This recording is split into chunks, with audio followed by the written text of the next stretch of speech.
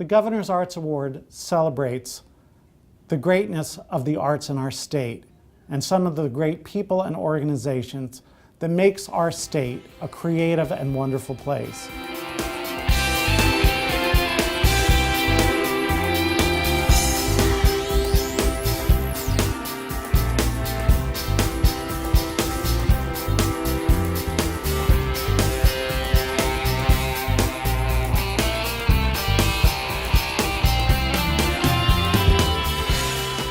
The Governor's Arts Award has been underwritten by South Bend, Mishawaka Convention and Visitors Bureau, Community Foundation of St. Joseph County, Indiana Arts Commission, Ernestine Rackland School of the Arts, IU South Bend. And now, probably one of the most fabulous singers in all the world, two-time Grammy Award-winning Indiana University graduate and professor of music, Sylvia McNair. I was engaged by the Metropolitan Opera to sing the role of Cleopatra in Handel's opera Julius Caesar. And while singing,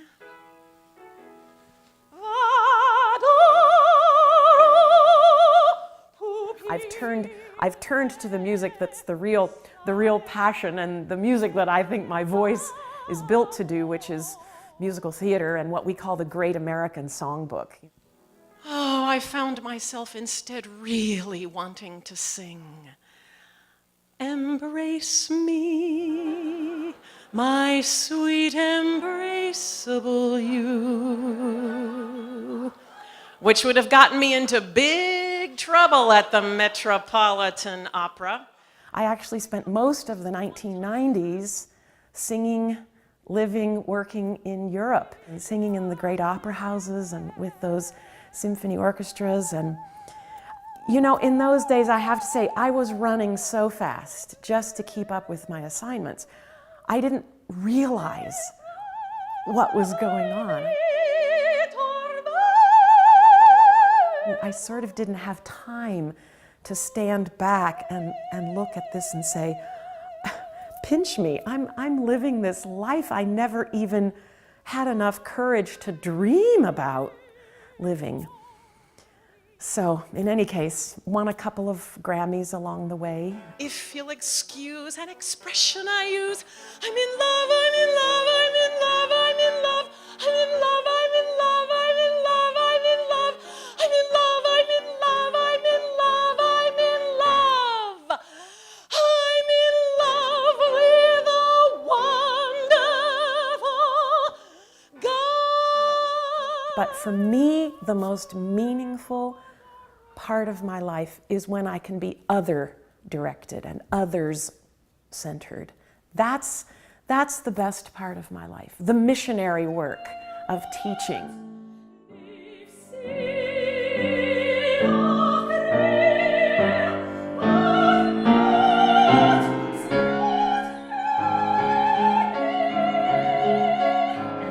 She moved here from Madrid, and I'm so happy she came into my life that I'm going to kidnap her and never let her go back. Okay.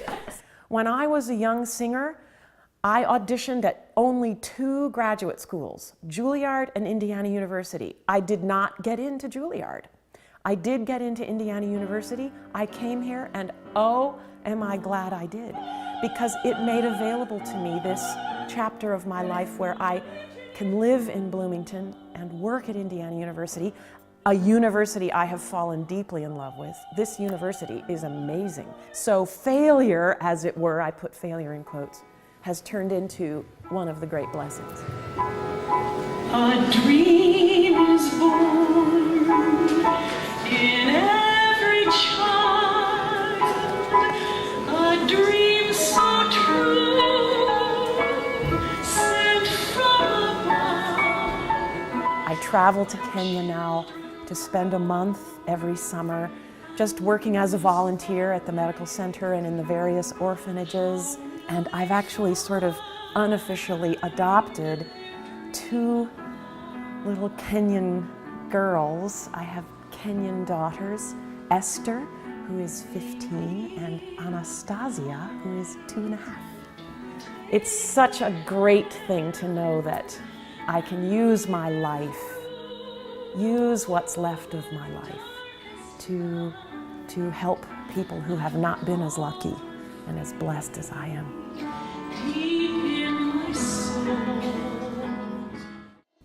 The preeminent children's museum in all the world, the Children's Museum of Indianapolis.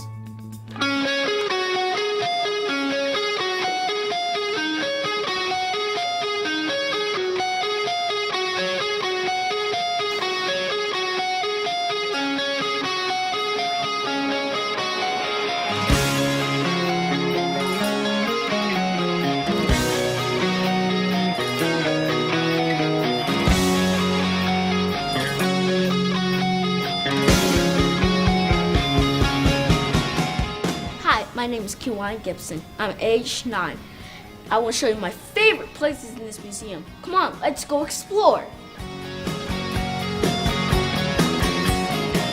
Well, we talk a lot about hands-on, minds-on, and all of that, but it's really when children can feel, touch, move, dance, express themselves, create a work of art, inquire, that learning really creates meaning. When I grow up, I want to be a scientist, a paleontologist. Let's go look at the cool dinosaur bones they have. Come on, let's go. It's really family learning is really at the heart of what we are about. Well, sometimes it's an experience like what we call them wow experiences. So for a first-time visitor that comes into the atrium, they may see this 4-story sculpture of glass called Fireworks of Glass by Dale Chihuly. It's the single largest exhibition ever created by Dale, and it's one of those wow moments. And then as they wind their way down to the lower level and get underneath it and look up into the ceiling of glass and then have an opportunity to assemble their own plastic blown pieces to create their own sculpture and create their own work of art, that all of that really takes meaning. So that's an example of kind of how hands-on, minds-on, and focusing on real objects, whether they be in the arts or sciences, it can be transforming for children and families.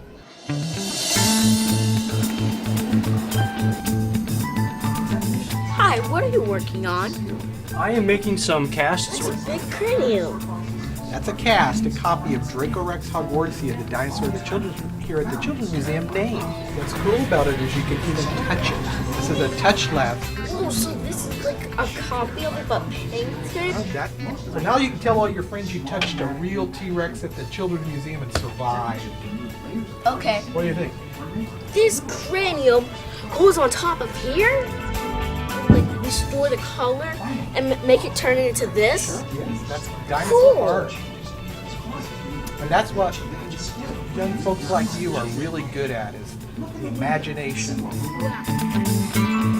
We have spent the last 3 summers at Kitty Hawk, North Carolina, testing and preparing to make history. Well, that's kind of what creative drama and theater and role play do, and we live by that here. And so in almost all of the major galleries there are fully costumed and themed interpreters, and they are professional, many of them professional actors, that we employ to make the content come alive. So if it's meeting Orville Wright, or meeting Ruby Bridges, or meeting Ryan White, or meeting Anne Frank, it's that ability to suspend disbelief and immerse yourself in a different time in a different place. And of course, that's what theater and drama does best.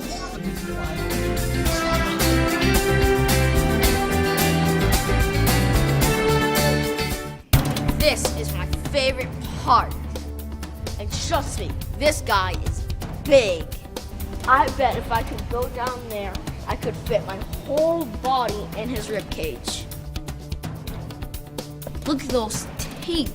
There's 132. Trust me, you don't want to be near that guy.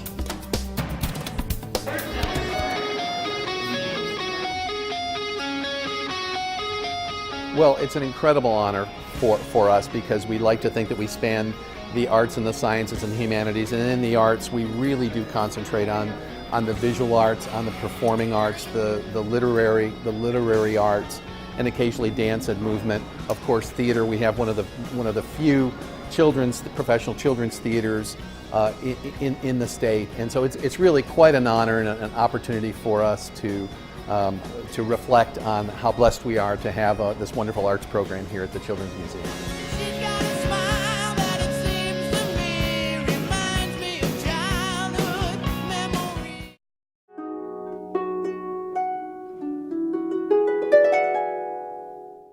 Ask any harpist in the world what name is synonymous with the harp, and they'll tell you Susan McDonald.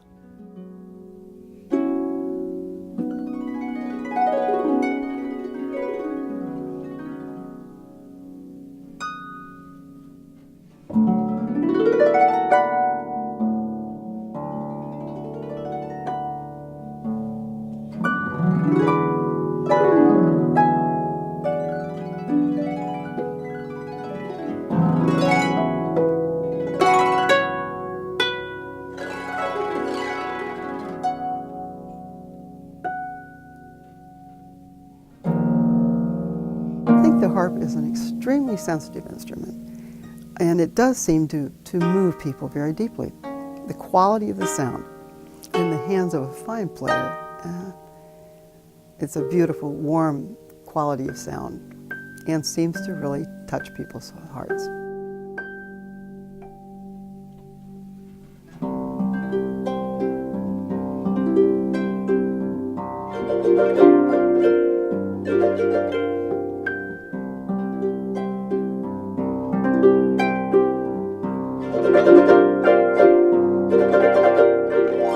I started playing the harp when I was 6 years old, and it all is traced back to my grandfather. My grandfather used to take a harpist into the prisons in Los Angeles, where he was living, and he would always take a harpist with him, and he would lead the prisoners in hymn singing. And my mother used to see this harp going off every weekend, and so when she married my dad, they said if they had a daughter, they wanted her to play the harp.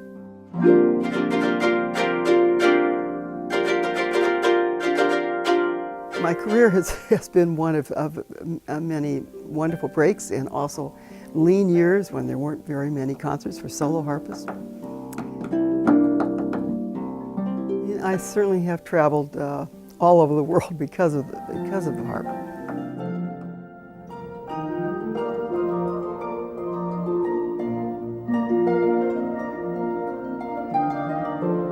One of the most defining moments of my career was when I was invited to become the head of the harp department at the Juilliard School. And I had wonderful students there, and many of them now hold the leading positions in orchestras throughout the world.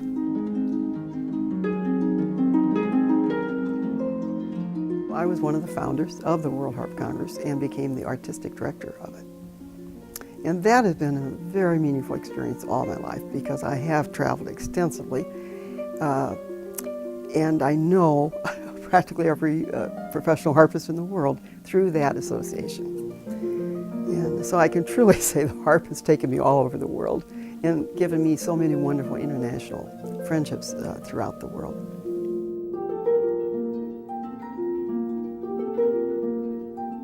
Receiving the Governor's Award has meant a lot to me too. I think this kind of national recognition is rarely given to harpists. I think we're a little bit an unknown instrument to so many people. And I think that, of course, it's an honor for me to be recognized in my state. And the future's in good hands as long as we have young people who love what they're doing, are committed to do it. I think there will always be wonderful harpists in the world. And now an Indiana treasure, whose international renown as a pianist is only matched by his dedication to another generation of pianists, Alexander Tarazzi.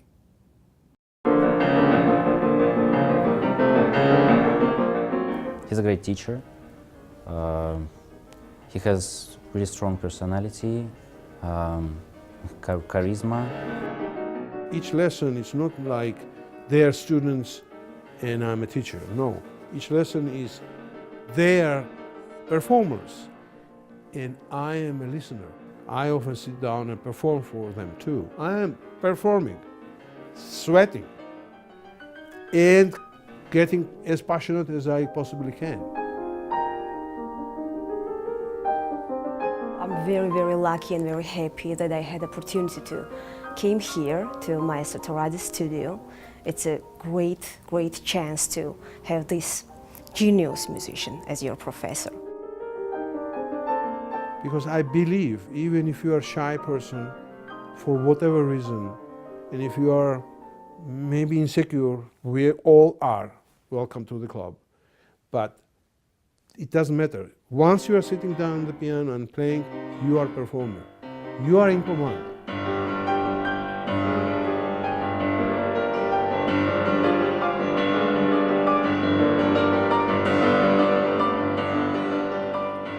You know, basically it's a cheap man's orchestra. That's what it is. I could not hire any more, you know, neither 20, neither 30, neither 50 person orchestra, so I'm buying piano.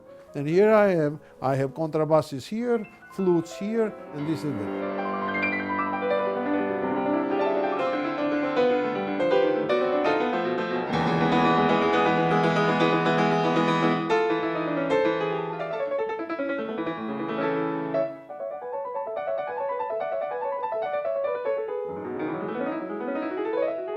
Like 3 horns. You play. You play. And then. My name is Ignacio Cambra. I'm from Barcelona, Spain. We play a lot more than we would play probably in any other school, or I don't know if in any other school, but really we get to play a lot. Just a little more sweetness and whatever you are. Come on. No, two similar phrases. He has studio concerts here very often. He gives us experiences that we would probably not get easily as students. I love playing jazz. I feel that practically everything I play has this influence.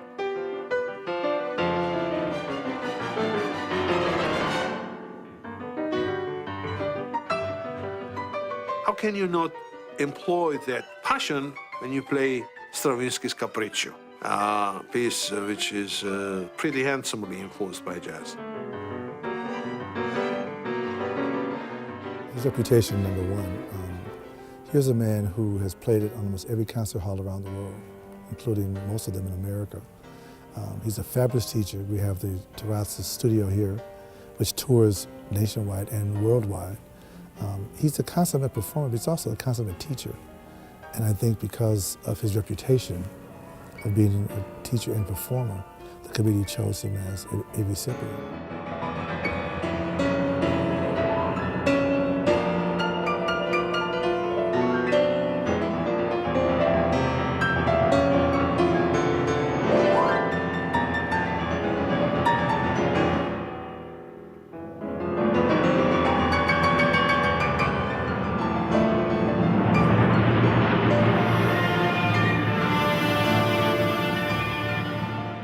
Big deal for us because he's got that worldwide reputation that many people aspire for, but he hasn't. But he lives here, not in New York, not in California, not in Chicago. He lives here in South Bend.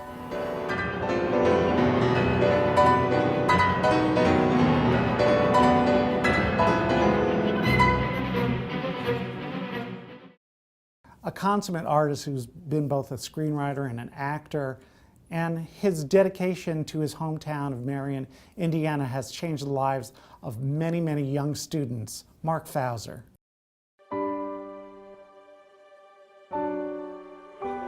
Full speed ahead, Miss Fauser! Yes. We felt that through art, we could get them to show body language, facial expression, and voice, and get them to understand how they come across. That's what you're gonna do! And that's another thing where I've seen so many miracles that never in a million years would I think they would be up performing. And now they're like the head of the shows because they're part of our family, they're part of the community. So when they get up there, their self-esteem goes through the roof because they know everybody's rooting for them. and they feel such a sense of accomplishment and belonging.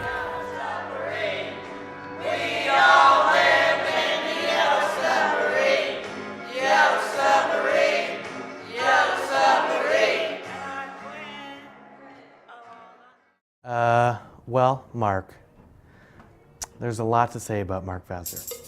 He's such a positive impact in our community. Everybody knows him. He knows everybody's name. He makes you feel like you're important. He has a really good heart. And then Mark came along, and it became something that was so much bigger. Mark's like our dad, our crazy uncle. It was acting, it was singing, it was dancing, it was the whole thing, it was the whole show. He's a goofball with a big heart.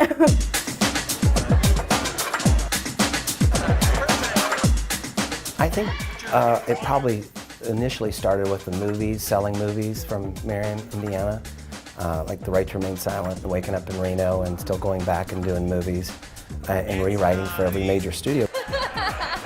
Come on, girls, it's not easy being the champ. Woo!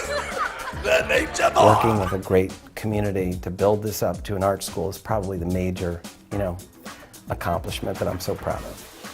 There's about 1,200 students, but there's 100 teachers, volunteers, just so many people, and he knows each and every one by name. From visual arts, performing arts, martial arts, and it's just a discipline that we try to give our community and families. But I just know that my teacher, Burt Reynolds, and my teachers in college were so influential in my life. And I think it's important to give back. That's what Burt always told us to do. So when I had the opportunity to do this, it became a no-brainer. And so you live vicariously through those kids. So then he came in and he said, all right, now we're going to start writing our own shows. And at first I was like, no, we're not going to write our own shows. That's crazy, because we're just a bunch of kids with a few awesome adults, but how are we going to write our own shows? But we did it once, and we were like, wow, that was great. Well, let's do it again. I worked on the television series Evening Shade for 4 years, and that was a blast. I had a great time. I was blessed to work on the television series Sequest with Steven Spielberg in the first season. And then I also did many co-starring, guest starring roles on different shows like Coach and Quantum Leap and so forth. And then when I moved to Marion, I sold the movie Waking Up in Reno. I sold it the night before I left LA. And I was working in town, and I was just doing money, doing something to, help the family so we're not digging into our savings. And I was washing cars. And it was humbling, because I worked on a top 25 television series. So one night I came home and I watched the Cable Ace Awards, and my movie won The Right to Remain Silent. Amanda Plummer won for Best Supporting Actress. I was like, wow, how humbling, and that's art.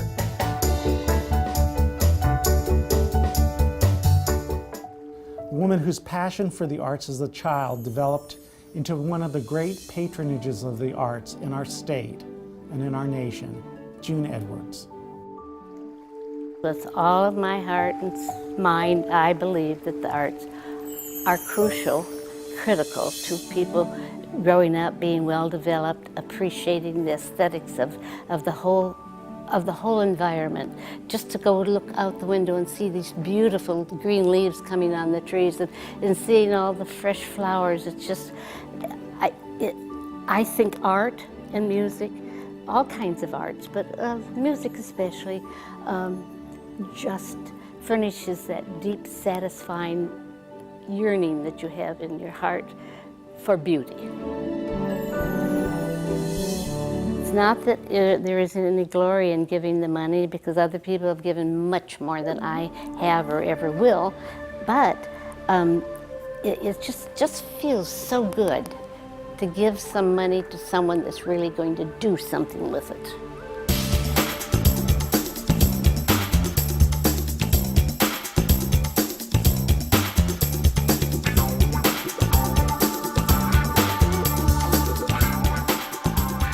June sees it as a way of giving to young people, of supporting art growth amongst children, among youth, and because she has a love for chamber music, and she has a love for music. She's a part of the Symphony Orchestra League. She was their president. She's been president of most of the arts organizations in the city at one time or another.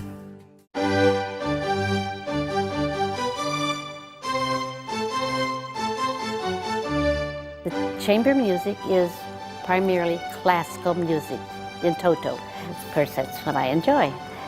June, for no question, she has been a great patron to the arts, not just to the South Bend Symphony, to arts, and she has been so generous to give her time and her money, her energy, and for the arts organization in this area.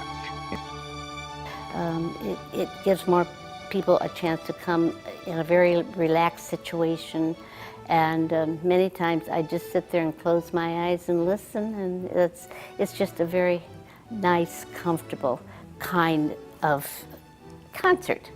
Throughout many, many years, she has consistently offered her leadership and kindness to the South Bend Symphony and all the arts organizations in the area. There are a lot of different ways to recognize passion. And for June, I think it's a sense of purpose and commitment. I've known June Edwards for the entire time I've been at the museum, and I've been here for nearly 23 years. June has been an important person to me and to the museum for all of that time and since before that. One of the most memorable moments I have with June is we worked together on the campaign to raise the funds for the wing that we're standing in, which is the June H. Edwards wing. June was very much my partner in raising the funds, in raising the friends to build this wing. We raised almost what we needed, but there were still some big gifts outstanding, some very big gifts outstanding. And June pointed out to me one day that she had not been solicited. So we made a formal appointment and asked her if she would make the leadership gift for the wing, for the new wing. And she thought about it, not very long, and then she said, yes, I believe I would like to do that. And it was right up there with the best days of my life. I give enough to help do something, a project. That's what I'm interested in seeing new projects accomplished with what I contribute.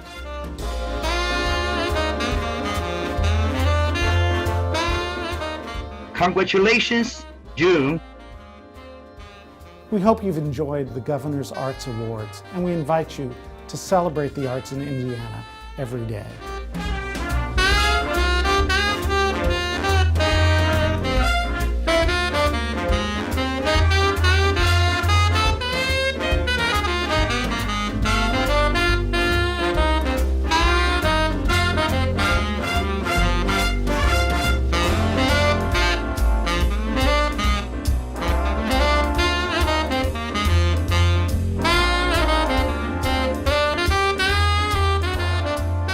The Governor's Arts Award has been underwritten by South Bend, Mishawaka Convention and Visitors Bureau, Community Foundation of St. Joseph County, Indiana Arts Commission, Ernestine Racklin School of the Arts, IU South Bend,